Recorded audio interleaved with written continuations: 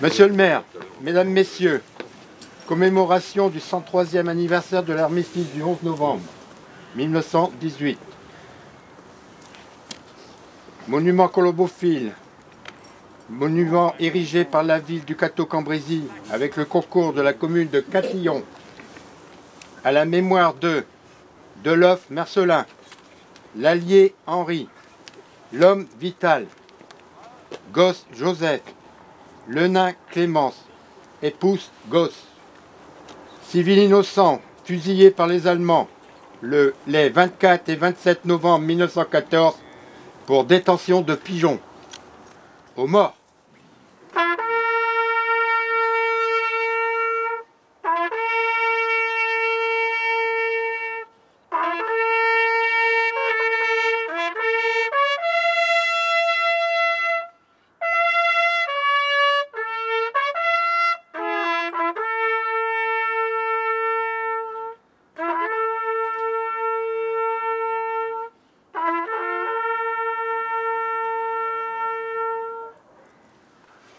Enfants de la patrie, le jour de gloire est arrivé. Contre nous de la tyrannie, l'étendard sanglant élevé, l'étendard sanglant élevé. Entendez-vous dans les campagnes mugir ces féroces soldats? Ils viennent jusque dans nos bras, égorger nos fils et nos compagnes.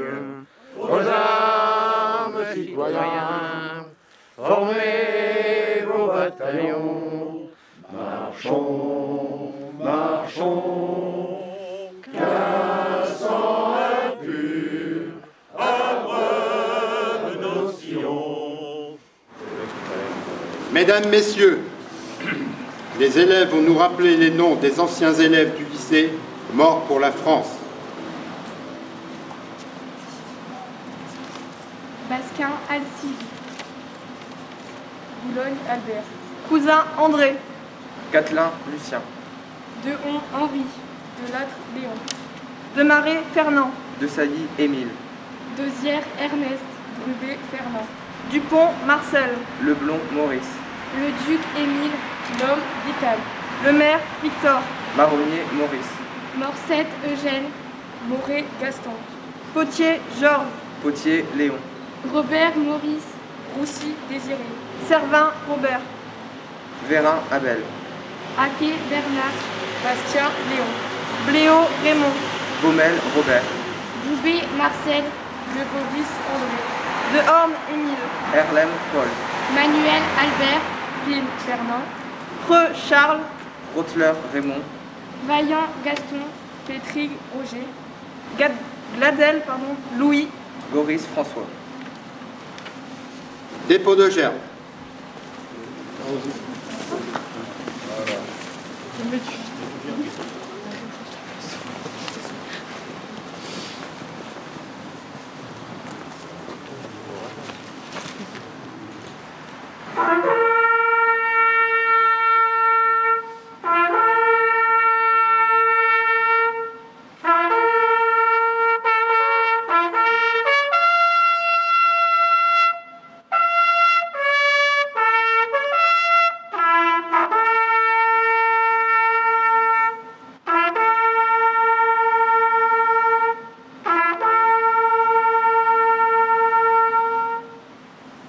Enfants de la patrie, le jour de gloire est arrivé. Contre nous de la tyrannie, l'étendard sanglant élevé, l'étendard sanglant élevé. Entendez-vous dans les campagnes mugir ces féroces soldats? Ils viennent jusque dans nos bras, égorger nos fils et nos compagnes. Aux armes, citoyens, formez vos bataillons. Marchons, marchons, qu'un sang impur abreuve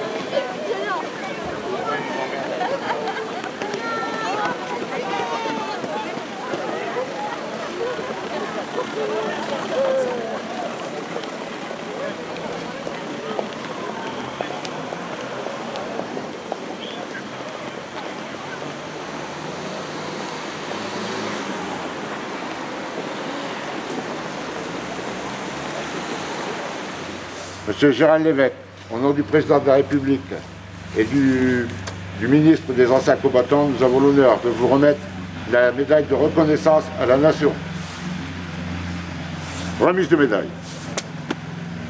Ouvrez le banc.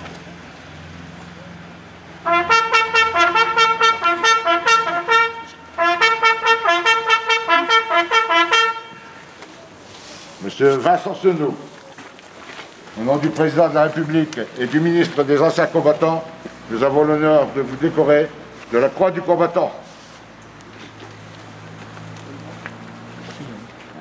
Ouvrez le banc. À gauche, tout est gauche, à gauche. Surtout Rome. Non, ça va, Avec tous nos remerciements. Lecture des soldats morts pour la France, 11 novembre 2021. Colonel Sébastien Botta, force multinationale d'observateurs, mort pour la France en Égypte, le 12 novembre 2020. Brigadier d'Orient Issa Kagnan, 1er régiment des chasseurs parachutistes, mort pour la France au Mali, le 28 décembre 2020. Brigadier Quentin Pouchet, 1er régiment de chasseurs parachutistes, mort pour la France au Mali, le 28 décembre 2020. Maréchal des logis Tenary, Maury, 1er régiment des chasseurs, mort pour la France au Mali, le 28 décembre 2020. Sergent-chef Yvonne Youk, 2e régiment des hussards, morte pour la France au Mali, le 2 janvier 2021. Brigadier-chef Louis Riquier, 2e régiment des hussards, mort pour la France au Mali, le 2 janvier 2021. Sergent Maxime Blasco, 7e compagnon des chasseurs alpins de Vars, mort pour la France au Mali, le 24 septembre 2021. Journée nationale de commémoration de la victoire et de la paix. Hommage à tous les morts pour la France, 11 novembre. Il y a 103 ans, était signé l'armistice mettant fin à l'horrible tuerie qui fit 8,5 millions de morts entre 1914 et 1918. Pour ne pas oublier, pour ne jamais oublier,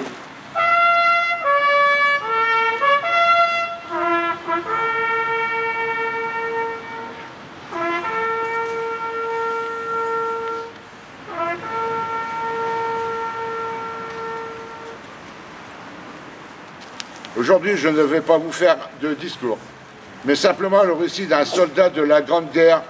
Ce militaire se nomme René Pijard.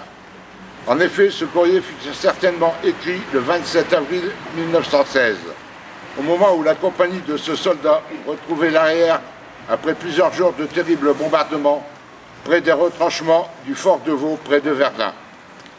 Le 27 avril, la 10e compagnie se trouve probablement à Belay, au sud de Verdun. Il adresse ce courrier à son père. « Cher papa, dans la lettre que j'ai écrite à maman, je lui disais tout notre bonheur à nous retrouver nous-mêmes après cette vue si peu de choses, à la merci d'un morceau de métal. Pense donc que se retrouver ainsi à la vie, c'est presque de la folie. Être des heures sans entendre un sifflement d'obus au-dessus de sa tête, pouvoir s'étendre tout son long sur de la paille même. Avoir de l'eau propre à boire, après s'être vus comme des fauves, une dizaine autour d'un trou d'obus, à nous disputer un quart d'eau croupie, vaseuse et sale. Pouvoir manger quelque chose de chaud à sa suffisance, quelque chose où il n'y a pas de terre dedans, quand encore nous avions quelque chose à manger. Pouvoir se débarbouiller, pouvoir se déchausser, pouvoir dire bonjour à ceux qui restent. Comprends-tu? Tout ce bonheur d'un coup, c'est trop. J'ai été une journée complètement abrutie. Naturellement, toute relève se fait de nuit. Alors comprends aussi cette impression d'avoir quitté un ancien petit bois où il ne reste pas un arbre vivant. Pas un arbre qui ait encore 3 branches. Et le matin suivant, après 2 ou 3 heures de repos, tout enfiévré, voir soudain une rangée de marronniers tout verts, plein de vie, plein de sève, voir enfin quelque chose qui crée, au lieu de voir quelque chose qui détruit. Je pense que chaque côté des lignes, sur une largeur d'1 kilomètre, il ne reste pas un brin de verdure, mais une terre grise de poudre, sans cesse retournée par les obus, des blocs de pierre cassés, émiettés, des troncs déchiquetés, des débris de maçonnerie qui laissent supposer qu'il y a eu une construction, qu'il y a eu des hommes. Je croyais avoir tout vu à Neuville. Eh bien non, c'était une illusion. Là-bas, c'était encore la guerre. On entendait des coups de fusil, des mitrailleuses. Mais ici, rien que des obus. Des obus, rien que cela. Fuis des tranchées que l'on se bouleverse mutuellement. Des lambeaux de chair qui volent en l'air. Du sang qui éclabousse. Tu vas croire que j'exagère? Non, c'est encore en dessous de la vérité. On se demande comment il se peut que l'on laisse se produire de pareilles choses. Je ne devrais peut-être pas décrire ces atrocités, mais il faut qu'on sache. On ignore la vérité trop brutale. Et dire qu'il y a 20 siècles que Jésus-Christ prêchait sur la bonté des hommes, qu'il y a des gens qui implorent la bonté divine, mais qu'ils se rendent compte que sa puissance, et qu'ils la comparent à la puissance d'un 380 Bosch ou d'un 270 Français. Pauvres que nous sommes. Nous tenons cependant, c'est admirable.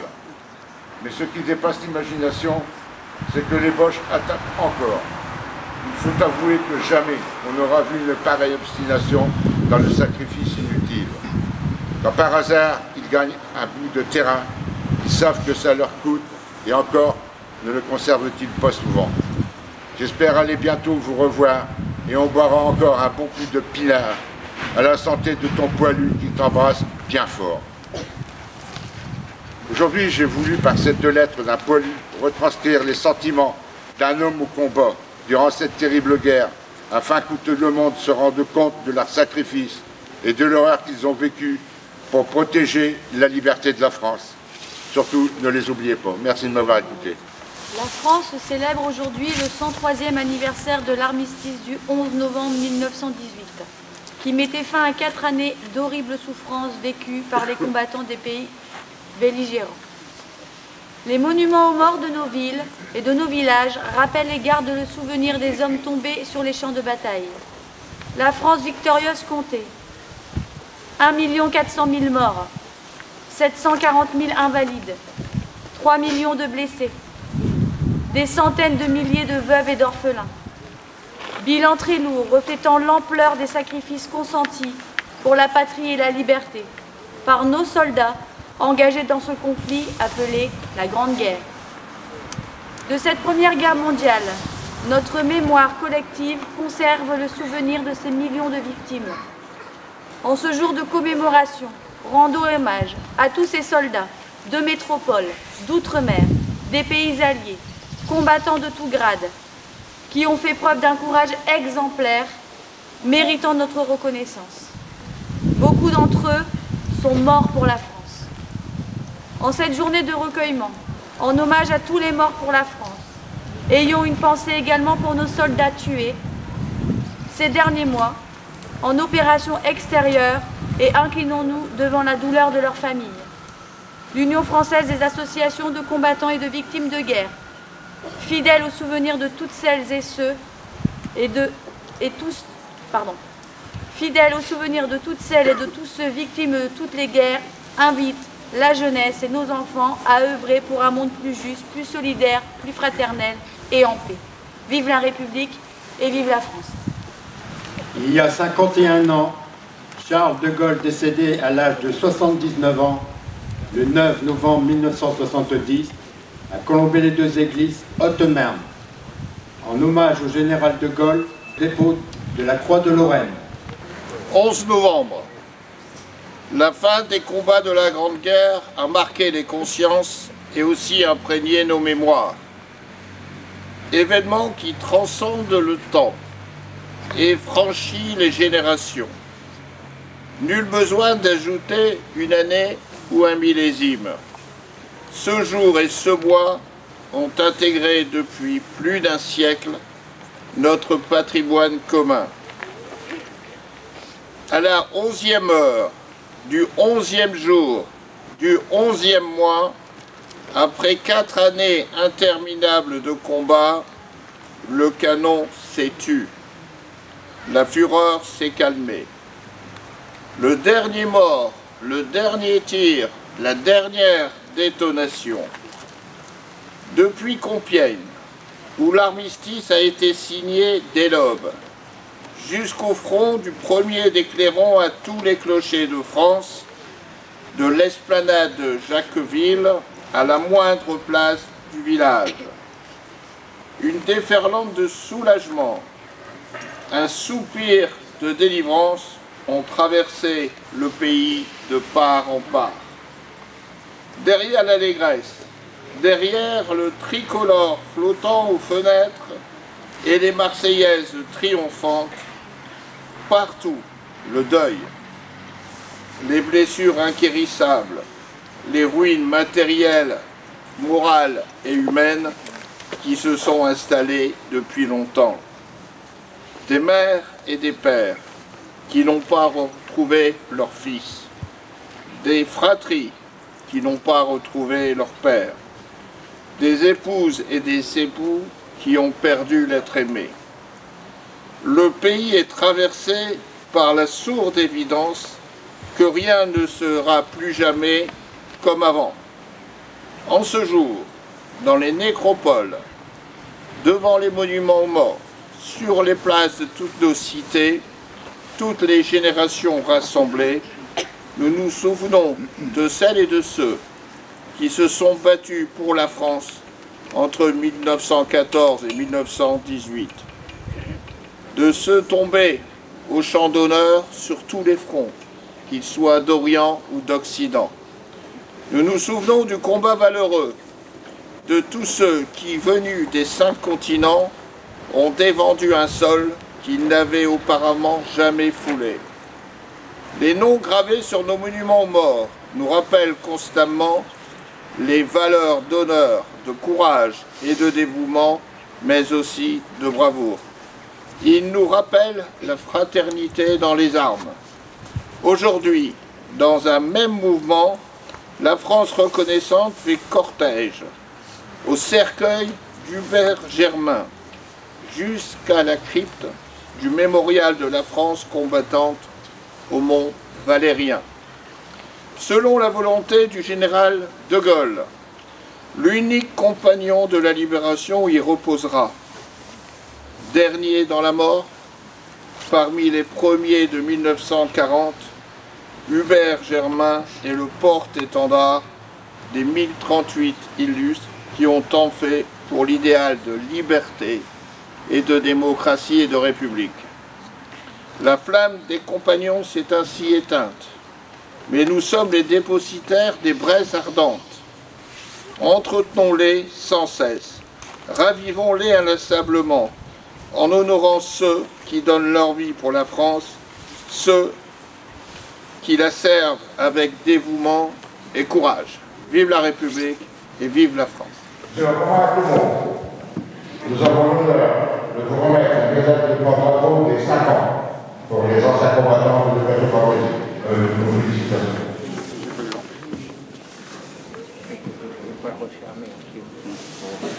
Avec vos félicitations, justement. Accompagné des livres. Merci. Cher Philippe, la secrétaire d'État auprès de la ministre des Armées, Mme Geneviève Dariussec, te délivre le diplôme d'honneur de porte-drapeau pour 3 années au sein de l'association des officiers de réserve du Cateau et du Cambrésis. Bravo, je remets le diplôme et je te remets également la médaille. Donc, mon cher Alain, bonjour. Donc, la secrétaire d'État du ministère des Armées, Mme Dariussec, remet l'insigne de porte-drapeau pour les 20 ans de salle d'association de la fenêtre. Donc le diplôme et l'inscription.